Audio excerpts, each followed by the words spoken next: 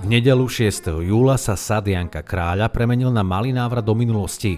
Bratislavský dobový piknik prilákal množstvo návštevníkov v štýlových odevných kúskoch z prvej polovice 20. storočia s dekami, piknikovými košíkmi a chuťou užiť si deň tak, ako to kedysi robili naši starí rodičia.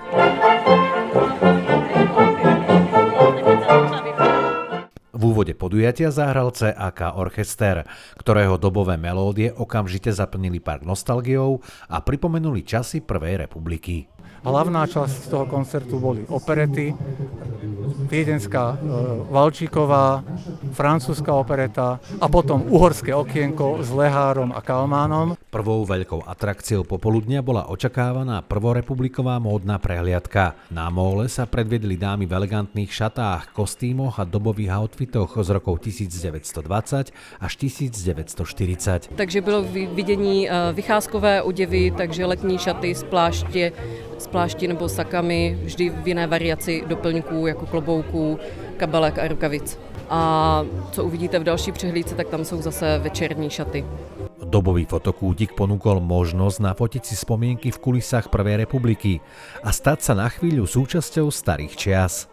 Počas celého popoludnia si mohli návštevníci vyskúšať petank a cornhole, pridať sa k malovaniu s výtvarníkom Dušanom Sekelom či zahrať si šach s Bratislavskou šachovou akadémiou. Pre návštevníkov dobového pikniku sme pripravili pestrý program. Jednak je to aréna, kde si môžu zahrať, kto chce proti komu, vyzvi svojho priateľa, kamoša, alebo aj okolo idúceho a uži si to. Okrem toho, tu na magnetickej tabuli vám môžem dať nejaké šachové hádanky. Hudobný program pokračoval vystúpením mix kvartetu. Už počas ich hrania sa pred pódium začali zhromažďovať prvé tanečné páry. Dobrá nálada a rytmy minulého storočia strhli návštevníkov všetkých vekových kategórií. Na túto vlnu nadviazal aj tanečný workshop B-swing, kde si mohli návštevníci pod vedením lektorov vyskúšať základné swingové kroky. Mne sa na tom období páči najmä to, že existovala taká tá slušnosť medzi ľuďmi a určitým spôsobom tá etiketa hrala taký ten prejav aj v bežnej komunikácii, aj pri bežnej návšteve mesta alebo prechádzke. Toto je uniforma Československej brannej moci, konkrétne je to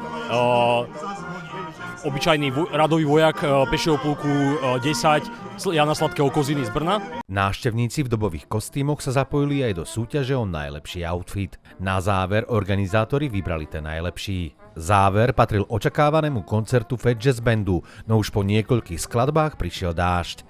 Organizátori preto museli podujatie ukončiť skôr, než sa plánovalo.